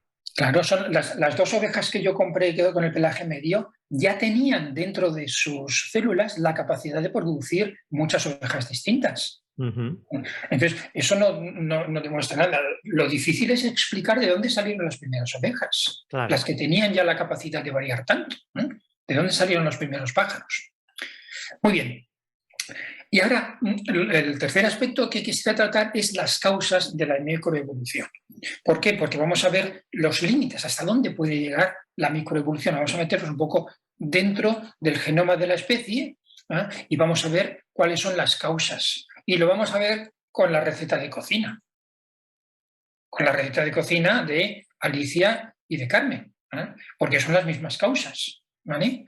Aquí tenemos la receta de Alicia, imagínate que este es el genoma de una especie y esta es la receta de Carmen, que es otro individuo que tiene el mismo genoma, un poco distinto porque la receta de Carmen es hija de la de Alicia. Y al reproducirse, cuando por teléfono le dio la receta, se produjeron unos cambios. Y claro, estos cambios son los que dan lugar a los dos pasteles distintos. Esto es lo mismo que sucede dentro de los seres vivos. Tenemos mutaciones, es decir, tenemos errores de copia. La receta original de Alicia no se ha copiado correctamente en el libro de recetas de Carmen. Se han producido errores que vamos a llamar mutaciones. Los 25 gramos de esencia de vainilla han pasado a ser 52. No será exactamente el mismo pastel. La zanahoria rallada ha pasado a ser zanahoria tallada. No sé exactamente qué quiere decir esto, pero ciertamente no es lo mismo. Y la barra de mantequilla ha pasado a ser una jarra de mantequilla, que seguramente, yo no sé, no le pondría nada de mantequilla, seguramente Carmen verá que eso es un error. Ramón, entonces, ¿la recombinación y las mutaciones son lo mismo? No, producen el mismo efecto porque producen variedad. Pero lo que estás viendo ahora no son recombinaciones, lo que estás viendo ahora en la pantalla son mutaciones. Cambios. El 25 ha pasado a ser 52. Y eso sucede con el ADN. El ADN a veces cambia un trocito por otro. Y donde antes decía 25, ahora dice 52. La palabra rayada ha pasado a ser la palabra tallada. Eso sucede en el ADN. Porque una sección del ADN pues, cambia de lado y lo que se lee ya no es rayada, sino que se lee tallada. Y claro, tallar, sí, tallar una zanahoria es cortarla en trocitos, me imagino, pero es distinto de rayarla. Y luego esta mutación de la palabra barra, que se ha transformado en la palabra jarra. Ahí sí que vamos a tener un defecto, una enfermedad genética, seguramente un defecto genético en esta persona, porque no va a tener nada de mantequilla, porque no se entiende que es una media jarra de mantequilla. Y los 140 gramos de azúcar han pasado a ser 40, se ha borrado, no se ha copiado bien, y esto sucede. Estas son mutaciones, y producen variedad. La mayor parte de las veces produce una variedad pues, que no es muy grave, simplemente tendremos un pastel distinto, pero en algunas ocasiones producen una enfermedad genética. Hay mutaciones que producen una enfermedad genética y entonces bueno, pues tenemos una enfermedad. Otro tipo de variación es la recombinación.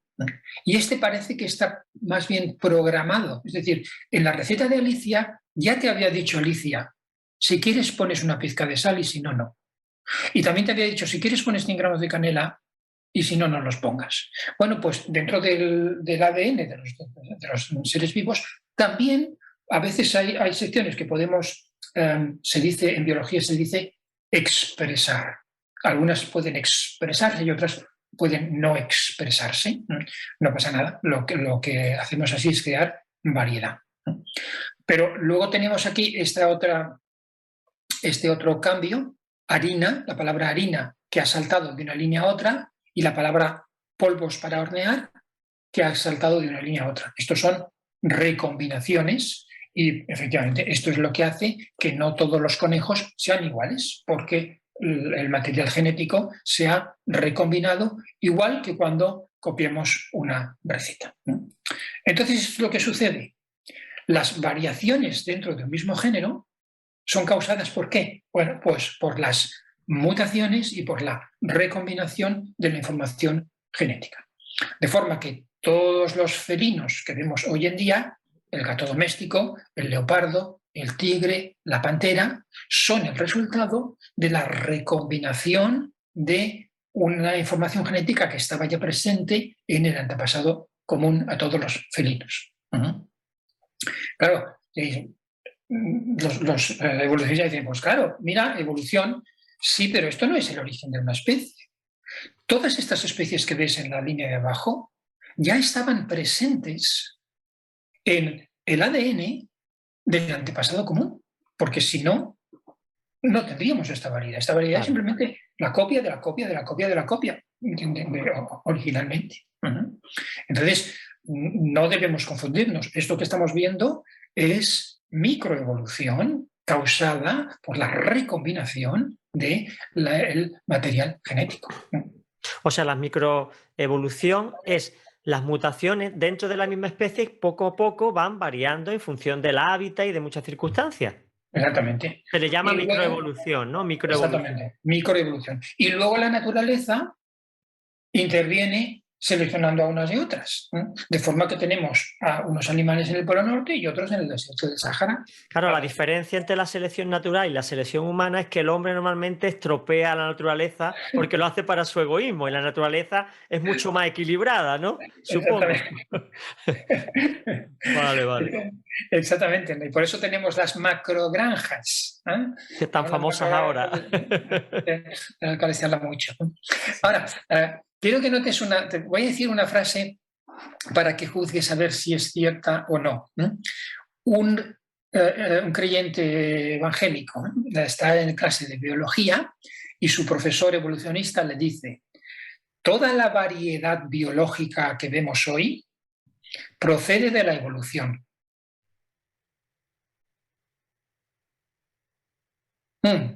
Y entonces el profesor le dice al alumno: mira, el gato, el leopardo, el león, la pantera, el guepardo, ¿no proceden de la evolución?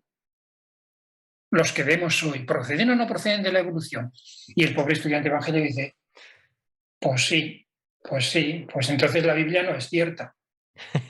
Qué conclusión más. Claro, eso es Eso es como poner el termómetro en el fuego y decir, uy, tengo mucha fiebre, ¿no, hombre?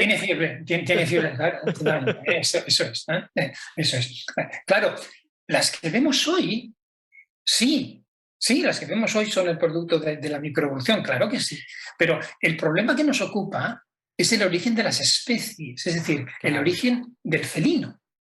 El origen de toda aquella información genética que estaba en el felino original. Ese es el problema. ¿De dónde salió aquella información genética original? Por eso es por lo que debemos de entender muy bien cuáles son las causas. Las causas de la microevolución son la recombinación de la información genética de la especie. Una información genética que ya estaba presente en la especie original. Y que lo único que hace la naturaleza o el hombre es recombinar. Muy bien, vamos a repasar lo que hemos visto de la microevolución. Hemos visto la definición de microevolución, que es la variación dentro de los límites de una especie. Hemos visto ejemplos de microevolución, tigres, leones, burros, incluso cetáceos, que se pueden recombinar. Y hemos visto las causas. Las causas de la microevolución es que la información genética, cada vez que se produce un nuevo ser, se recombina y luego se vuelve a recombinar, de forma que crea estas variedades. En resumen, de la microevolución podemos decir que es la creación de variedades dentro de un mismo género, recombinando la información genética. Aunque, Ramón, una pregunta. ¿Los evolucionistas o la mayoría piensan que la evolución han sido pequeñas mutaciones? Sí, Darwin, sí. Darwin decía, ¿no? ¿No se puede confundir eso con la microevolución? ¿O tiene muy claro la ciencia que microevolución se refiere a los cambios dentro de una especie? Así Sí, la ciencia tiene muy claro que microevolución son cambios dentro de la especie. De hecho, los primeros que utilizaron las palabras micro y macro fueron los evolucionistas en los años 20. Sí. En esto estamos todos de acuerdo, en que la microevolución es una variación dentro de la misma especie. Vale. Hay que ser claros, es decir, no es lo mismo que se recombine la información que ya existe que aparezca nueva información. Son dos cosas distintas. Entonces, para ser honestos, tenemos que utilizar una palabra para una cosa y otra palabra para la otra. Cuando estamos hablando de recombinación, usa la palabra que quieras, pero tienes una palabra distinta de cuando estamos hablando de una aparición de nueva información genética. Claro, y nueva información genética no aparece, ¿no? Lo que hay es recombinaciones de las antiguas, nuevas no hay nada nuevo. No. Eso lo vamos a ver a continuación. Por eso es por lo que insisto en las causas, para que veas que estas causas, estos mecanismos que provoca microevolución no provocan la aparición de nuevas especies. Muy bien, vamos entonces a la macroevolución. La palabra macro significa grande. Entonces, la macroevolución es una cosa imaginaria. La macroevolución es lo que dice la hipótesis. ¿Y qué es esa cosa? Pues es la creación de un nuevo género. Mediante la creación de nueva información genética. Eso es la macroevolución. Es decir, es una cosa que se imaginan los evolucionistas que, bueno, puede ser que se haya creado nueva información genética y que esa creación de nueva información genética haya creado nuevos géneros. Bueno, si eso es lo que imaginas, si esa es tu hipótesis, bueno, pues eso se llama macroevolución. La macroevolución es que a partir de una célula original, a partir de ella se crearon los insectos. Y también a partir de esta célula se crearon los vegetales. Y también a partir de la misma célula se crearon los hongos. De esta célula poco a poco surgieron los peces. Y de los peces surgieron los anfibios. Y los anfibios luego se transformaron en reptiles. De los reptiles surgieron las aves y por otro lado surgieron los mamíferos. Y de los mamíferos pues salieron los cetáceos, que son mamíferos marinos, y luego venimos tú y yo. Bueno, ¿y los hongos y los vegetales por qué son distintos? Si al final un hongo es vegetal. No, los hongos no son vegetales. No me digas. No. Nosotros los tratamos como vegetales porque los vendemos en las tiendas como vegetales, pero desde el punto de vista bioquímico, el hongo es una especie de ser vivo que no es vegetal y tampoco es animal. Sí. Hoy estoy aprendiendo mucho, ¿eh, Ramón?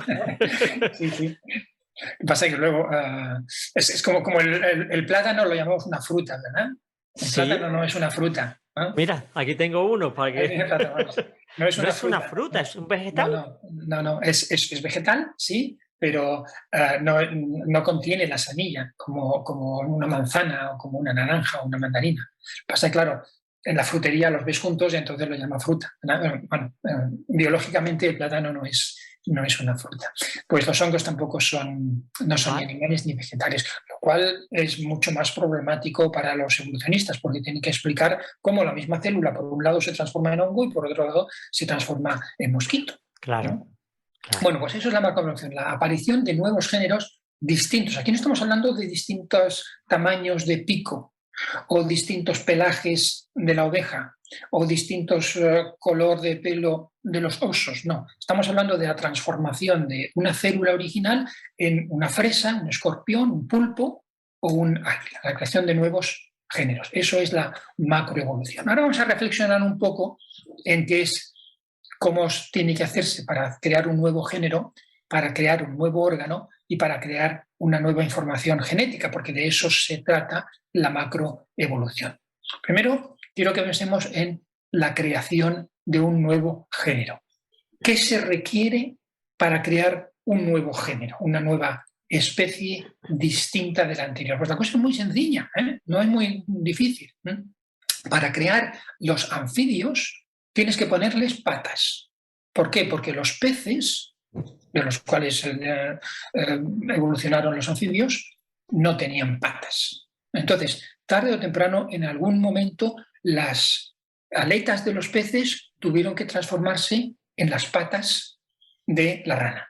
Si no, no tendríamos ranas. Es decir, la macroevolución requiere la aparición de nuevos órganos, por ejemplo, las patas, mientras que la variación del pico no requiere la aparición de nuevos órganos, ni la variación dentro de los osos requiere la aparición de nuevos órganos. Pero para crear un anfibio, para crear una rana, pues en algún sitio le tienes que poner patas, si no, no vas a crearla. Lo mismo sucede para la creación de los mamíferos. Los mamíferos amamantan a sus crías, ¿verdad? Tienen pechos, ¿de acuerdo? Y los anfibios no, los anfibios se reproducen por huevos, son ovíparos. Entonces, si los anfibios se transformaron en mamíferos, en algún momento se le tuvieron que añadir pechos al individuo. Es decir, que la macroevolución requiere la aparición de nuevos órganos. Por ejemplo, las glándulas mamarias. Otro ejemplo, la transformación de mamíferos terrestres en mamíferos acuarios. En la teoría de la evolución, el delfín y la ballena proceden de hipopótamos o de mamíferos terrestres. Esta transformación requiere que las patas del mamífero se transformen en aletas. Si no, no vas a tener nunca un delfín. Es decir, que la macroevolución requiere la aparición de nuevos órganos, por ejemplo, las aletas. Ahora, lo que es curioso aquí es que las aletas las tenía el pez. Las aletas del pez se transformaron en las patas. Y ahora aquí las patas se vuelven a transformar en aletas. Eso es lo que dice la teoría de la evolución. Bueno, ¿Y por qué, cuento. ese proceso? ¿Por qué no del pez no sale el mamífero acuático? Claro, porque es verdad, ahora que lo dices, sería más lógico que los peces se hubieran transformado El en mamífero mamíferos acuático. acuáticos. Y Claro que después en sí. terrestres, ¿no? No es una progresión lógica, no sé. Sí, sí, no es una progresión lógica. Es que esto se escribió en los años 20, los años 30, y el que lo escribiera pues le parecía más lógico. Pensó, pues ya está, estos fueron los hipopótamos que vivían al lado de un río y poco a poco al hipopótamo le fueron saliendo aletas. Pues no veas. También sucede lo mismo que tú dices, sucede lo mismo con las aves, ¿no?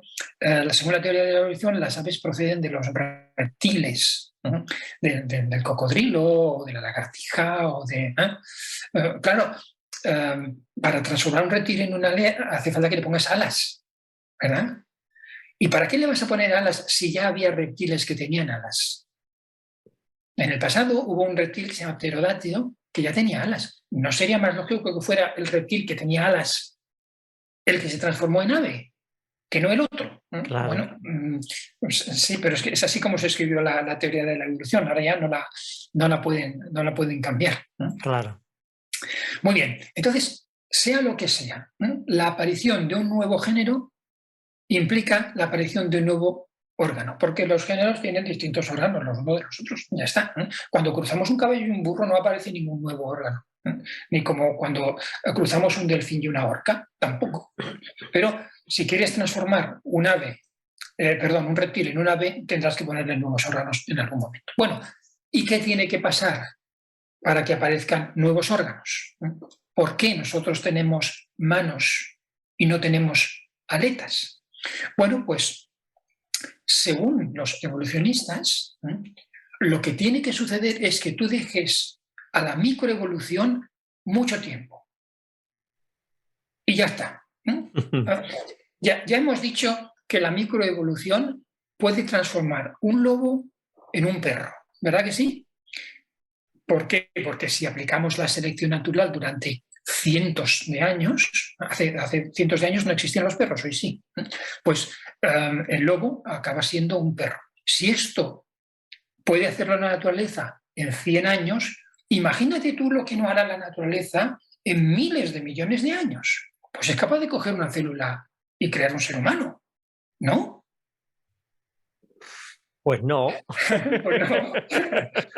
Pues no, porque el mecanismo es la variación de la información genética existente. Entonces, Claro. tú que es una célula, por mucho que varíes, que la cambies y la recambies, y pasa mucho en las células, precisamente en las bacterias, pasa mucho esos cambios, y en los virus más todavía.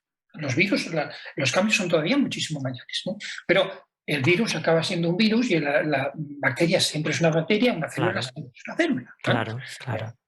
Entonces, lo de la izquierda es observado, lo de la derecha es imaginado. Especulado. Es especulado, pero es creído.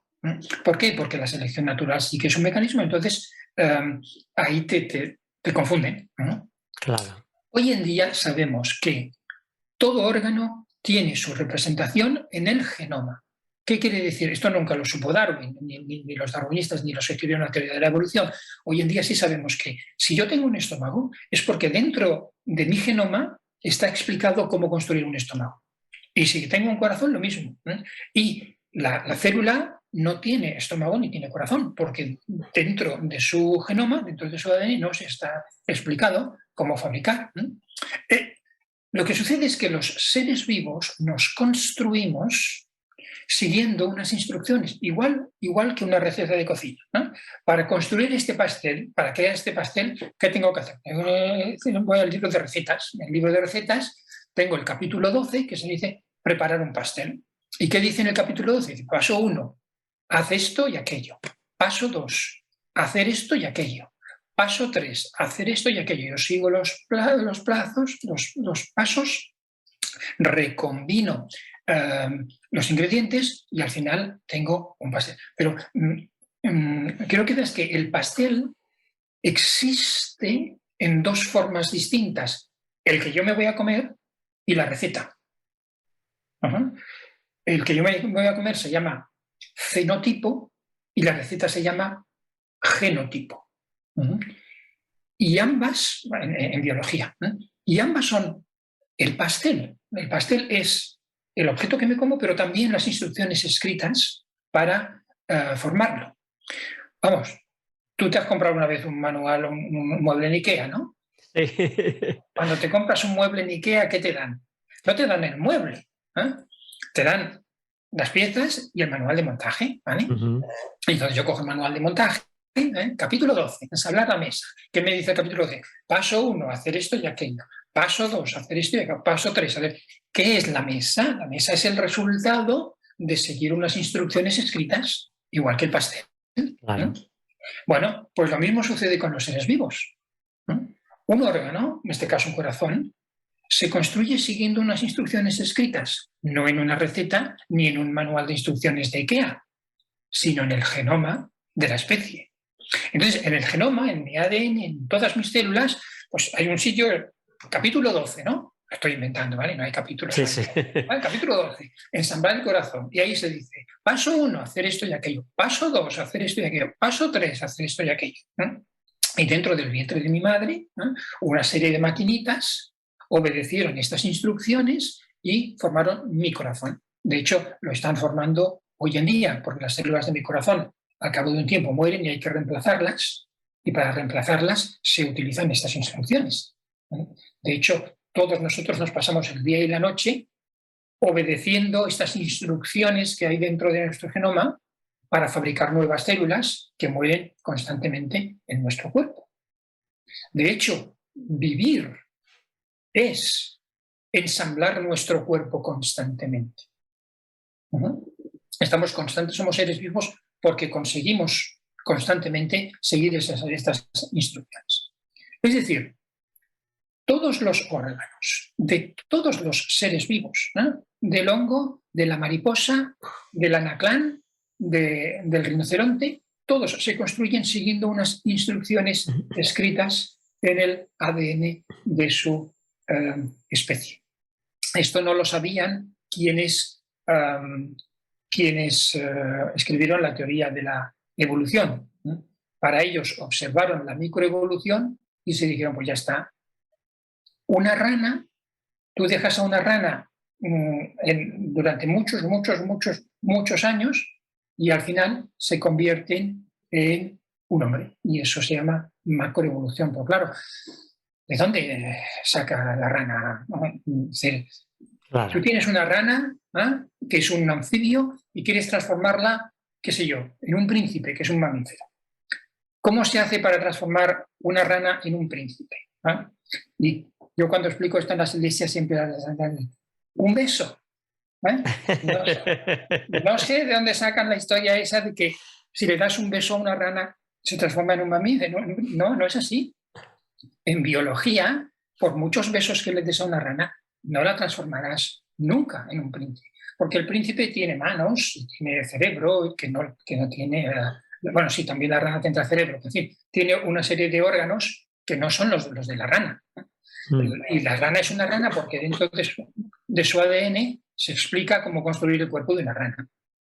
Y un hombre es un hombre porque dentro de su ADN se explica cómo construir el cuerpo de un hombre. Y habría que añadirle información genética. Habría que añadirle explicaciones de cómo se construyen los dedos, los pulmones, el sistema reproductivo. Y una pregunta, Ramón, que me surge ahora. ¿Se puede ahora que con los avances científicos mezclar el ADN de, por ejemplo, una rana y un humano? O sea, sé que éticamente no se puede hacer, pero ¿qué saldría si se mezclaran dos? Me surge la duda ahora, si se mezclaran los ADN. Sí, es como si me dijeras, ¿se puede mezclar las palabras del cuento de Caperucita Roja con la Constitución española? Al fin y al cabo, hoy en día, con los procesadores de texto que tenemos en nuestros ordenadores, podemos coger palabras, copiarlas y hacer una mezcla. ¿Qué saldría si mezclas el cuento de la Caperucita Roja con la Constitución española? Algo incoherente. Algo que no tiene sentido. incoherente, ¿vale? Entonces, eso que saliera no lo puedes llevar a una editorial y pedir que publiquen 100.000 ejemplares y venderlo. Nadie estaría interesado en leer un texto que fuera la mezcla de la Caperucita Roja con la Constitución española porque no tiene ningún sentido. Claro. Lo que estoy diciendo es que no se reproduciría. Esa entidad no tendría bebés, no conseguiría alimentarse, claro. No conseguiría sobrevivir. Defenderse, sobrevivir, exactamente. Claro. No conseguiría defenderse del medio ambiente, por mucho que... Ya se hicieron intentos, en la Unión Soviética se hicieron intentos de crear una raza, una mezcla de chimpancés y hombres. Imagínate un ejército hecho de seres que sean listos como el hombre y fuertes como el chimpancé. El chimpancé es mucho más fuerte que el hombre. Pero no se consiguieron. Aún con el avance científico que tenemos hoy es imposible. Ajá. Muy bien, entonces podemos deducir que para tener una nueva especie hay que tener un nuevo género. Para tener un nuevo género hay que tener nuevos órganos, porque la creación de nuevos órganos requiere la creación de nueva información genética. Eso es lo que hace falta. Para transformar una rana en un hombre hay que añadirle las explicaciones para construir, en este caso, por ejemplo, el sistema reproductor de un mamífero que no lo tiene la rana, porque la rana es un ovíparo. Entonces, si se requiere nueva información, la siguiente pregunta sería, ¿qué se requiere para crear información genética? Si eso es lo que necesitamos para transformar una lagartija en una paloma, pues ¿qué tiene que pasar? Bueno, hoy en día nuestras observaciones nos llevan a concluir que si vemos un manual de instrucciones es porque una persona inteligente lo ha redactado. Los manuales de instrucciones no nacen de los árboles, ni los encontramos en el fondo del mar. Siempre son el producto de una inteligencia. Solo un ser inteligente tiene la capacidad de crear la información genética, sobre todo la información funcional que vemos que está digitalizada dentro del ADN. Entonces, solo una inteligencia puede haberlo creado. Y aquí tenemos a la doctora Georgia Purdom, doctora en genética molecular por la Universidad de Ohio. Ella dice, no hay ningún mecanismo genético que permita añadir la información necesaria para que ocurra la evolución.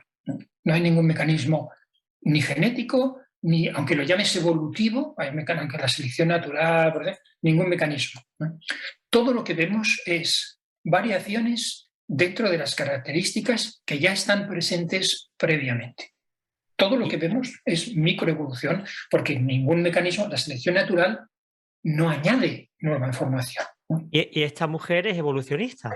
No, esta mujer es creacionista. Ah, vale, porque Sí, digo, sí. entonces no tiene sentido, ya nos hemos vuelto locos, sí. O sea, ella está diciendo precisamente que la microevolución es posible, pero la macro no.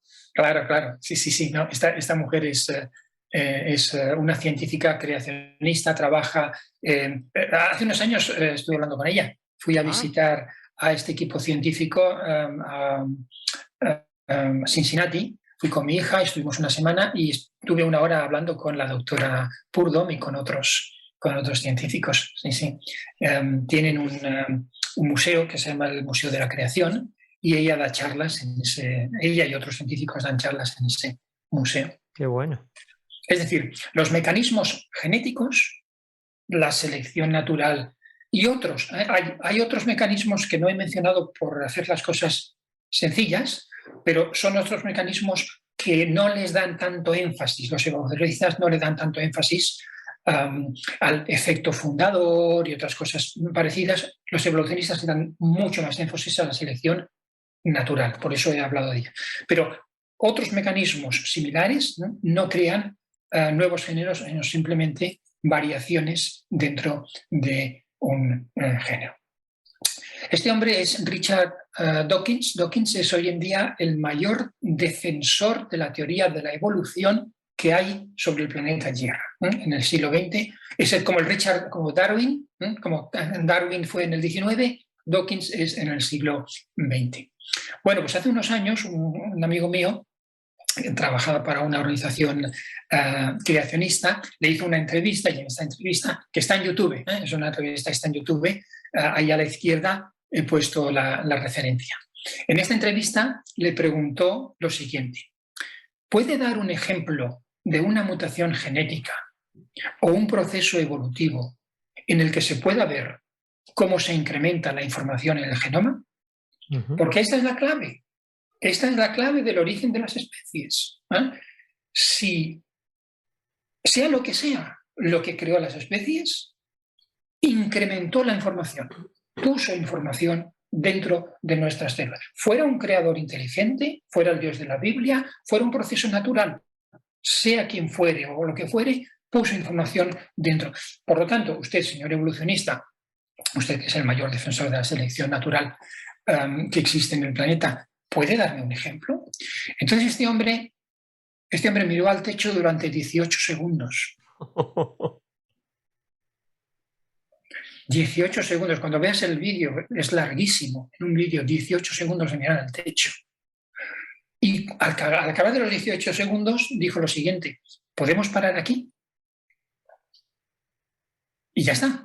No dio ninguna respuesta No a tenía. la pregunta. Después pararon el vídeo y después siguió hablando de la evolución, pero nunca respondió a la pregunta. Y desde entonces, de cuando en cuando, en la literatura siempre hay artículos aquí y allá que, señor Dawkins, estamos esperando a que nos responda la pregunta. Y el pobre, pues, se encuentra, en fin, se encuentra Claro, pero es que no quiere decir que no. O sea, lo que no está claro, haciendo es honrado. Di que no hay ninguna evidencia. Claro, entonces te dirán, ¿y entonces usted por qué cree en la macroevolución? Claro, al claro, final se está echando tierra en su propio tejado. claro que sí, claro que sí. Es decir, la creación de nueva información genética requiere la intervención de un agente inteligente. Es una inteligencia. No se sabe de ningún proceso natural que cree ni recetas ni cocina ni instrucciones de ensamblaje de un modelo de IKEA.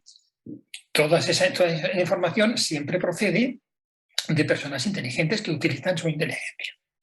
Muy bien, vamos a recapitular lo que hemos visto. La creación de un nuevo género implica la creación de nuevos órganos. Tarde o temprano vas a tener que transformar las aletas del pez en las patas de la cebra. Y la creación de nuevos órganos requiere la creación de nueva información genética. Porque para que la cebra tenga patas, tiene que tener dentro de sus células una explicación de cómo fabricar patas. El pez no las tiene. La sardina no tiene esta explicación. Por eso la sardina no tiene patas. Bueno, y para que aparezca nueva información genética, bueno, pues ningún proceso natural la crea. Lo que observamos allí, donde observamos información funcional, por ejemplo, una receta de cocina o un manual de ensamblaje de un mueble, esa es información funcional, ahí siempre vemos que el autor es un ingeniero, es una mente inteligente. Por lo tanto, pues lo más lógico es deducir que también fue una mente inteligente la que creó toda esta información. Bien, esto es la conclusión de la macroevolución. La macroevolución es la imaginaria creación, imaginaria porque solamente sucede en la mente de los creyentes en la evolución, imaginaria creación de un nuevo género, de un hipopótamo, mediante la creación de nueva información genética, porque si no hay nueva información genética, no hay nuevo género. Muy bien, esto entonces es lo que he querido explicar en esta sesión, que la selección natural no produce nuevas especies. Para ello he explicado estos tres conceptos básicos de la teoría de la evolución. El primer concepto es la selección natural, ¿veis? Que efectivamente es un fenómeno que ocurre en la naturaleza. Luego, la microevolución, que es lo que está causando la selección natural, causa la microevolución, es decir, la variedad dentro de una especie. Y luego, la creencia evolutiva, lo que creen los evolucionistas, que es la macroevolución, que es la transformación de una especie en otra, dejando mucho, mucho tiempo a la microevolución. Entonces, la pregunta es, ¿cómo se originaron las especies? Y la pregunta entonces, ya que necesitas nueva información genética, ¿cómo se crea la información genética? Claro. Y recuerda que las hipótesis son dos. Estamos evaluando cuál de las dos es la correcta.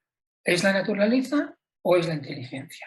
Un manual de instrucciones, ¿lo crea la naturaleza o la crea la inteligencia? Una receta de cocina, ¿lo crea la naturaleza o lo crea la inteligencia? Bueno, pues con el genoma de lo mismo, con el ADN, es lo mismo. ¿Qué nos dice la ciencia? Bueno, la ciencia lo que nos dice es que la selección natural no produce nuevos géneros, sino variedades dentro de un nuevo género. Si quieres un género nuevo, tendrás que hacer otra cosa.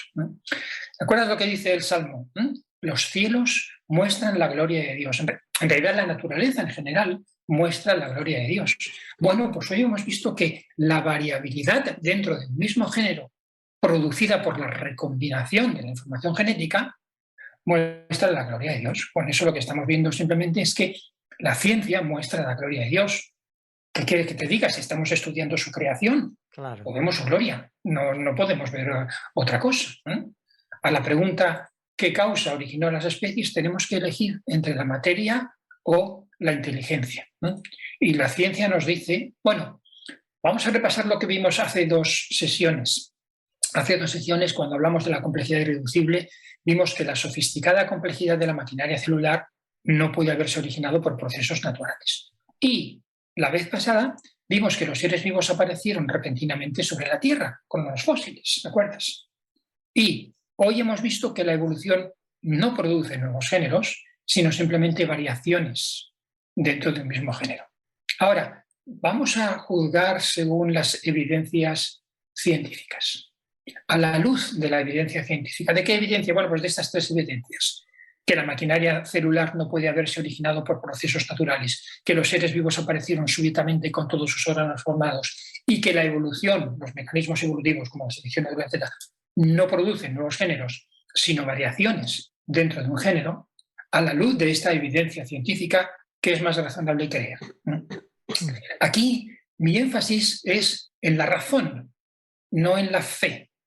Claro, quiero llegar a una fe razonable y por eso empiezo por la razón. Es decir, ¿cuál de nuestras fes es más razonable? ¿La fe en un origen material o la fe en un origen inteligente? Evalúa esas dos en base a su lógica, en base a su evidencia científica. ¿Cuál de ellas tiene el soporte de la ciencia? Muy bien, para concluir estas 3 charlas en las cuales hemos hablado del origen de las especies, quisiera solamente remarcar la idea principal, que las especies muestran claras evidencias científicas de un origen inteligente, que estas son la complejidad irreducible, el registro fósil y los mecanismos de la evolución. Aquí tenemos que recordar lo que dice el libro del Génesis. Dijo Dios, produzca la tierra hierba según su género, y produjo la tierra hierba según su naturaleza, y árbol que da fruto según su género. Y creó Dios todo ser viviente según su género, y toda ave alada según su especie. Produzca la tierra seres vivientes según su género, bestias y serpientes y animales según su especie. E hizo Dios los animales de la tierra según su género, y ganado según su especie, y todo animal que se arrastra según su especie. ¿Quieres que te lo diga más claro? Más fuerte se puede decir, pero más claro no. 10 veces. Es la palabra en el original es la misma. ¿Por qué Dios quiso insistir en este punto? Porque podía haberlo dicho una vez nada más. Sin embargo, constantemente lo repite. Algo quería decir Dios. Claro, cuando lo repite es porque quiere dejarte claro que Él no creó los perros, el dálmata o el gran danés o el pastor alemán. No, Él creó el lupus, del cual se ha producido toda la variedad que vemos hoy en día. Pero originalmente la especie original pues tuvo que ser creada por Dios. Muy bien, con esto acabo mi exposición por hoy y os doy a todos muchas gracias por vuestra atención y espero que la ciencia, estos descubrimientos científicos os lleven a glorificar a nuestro Creador. Amén. Pues como siempre te damos las gracias por lo bien que has expuesto, de verdad. Este proceso a mí me ha encantado, de verdad que ha sido uno de los programas que más he aprendido. Vamos, lo que más me ha dejado impresionado es que el hongo no es un vegetal, ¿vale? No, y sobre todo lo de la selección natural nos ha quedado muy claro y lo de la microevolución. Ahora podemos hablar con más conocimiento de causa de que sí creemos en los procesos evolutivos, pero en las microevoluciones dentro de cada especie. Eso es. Y que lo que no creemos es la especulación de macroespecies de una especie a otra, que al final de una célula llegamos a la sofisticación del hombre. Eso no puede ser. Y soy un buen alumno, estoy aprendiendo. Sí, desde luego. Muy bien, muy bien. Pero como dice el refrán, que el profesor es vital para que el alumno entienda. Y yo creo que todos nuestros oyentes están comprendiendo muy bien todo lo que tú nos estás dando y que sepas que hasta niños de 12 años están viendo estos programas. Algunas cosas les cuesta comprenderlas, pero les está gustando, o sea, señal de que está llegando a todo. Así que muchas gracias, Ramón. Gracias a ti. Bueno, no olvidamos. ¿Qué saga viene ahora? A continuación hablaremos del origen del hombre. Bueno, esto ya es la guinda del pastel, ¿no? Efectivamente. Pues en próximas semanas ya tú nos hablarás de el origen en 3 capítulos también, el origen del hombre y culminaremos esta saga del origen del universo, el origen de la vida, el origen de las especies y el origen del hombre, para la gloria de Dios. Amén. Pues muchas gracias, un fuerte abrazo y estamos en contacto, que el Señor te bendiga. Igualmente, gracias a vosotros. Y a todos nuestros oyentes, impresionados por la simplicidad de la explicación de Ramón para comprender cosas que son mucho más complicadas de entender en un libro de biología y de evolución. Pero a mí me ha gustado ese parón de 18 segundos del doctor Atkins cuando le preguntaron acerca del nuevo material genético. ¿Sabe a qué me recordó? A los fariseos cuando Jesús le pregunta, entonces Juan Bautista, ¿qué era? ¿De los hombres o de Dios? Se quedaron así, no sé si 18 segundos, pero no quisieron responder porque no les convenía la respuesta. Y eso fue lo que hizo este hombre, no respondió porque no le convenía la respuesta. Cristo creó con el poder de su palabra todo lo que existe. El Padre planificó y el Espíritu Santo creó porque estaba sobre la superficie del mar y ordenó aquello que estaba desordenado.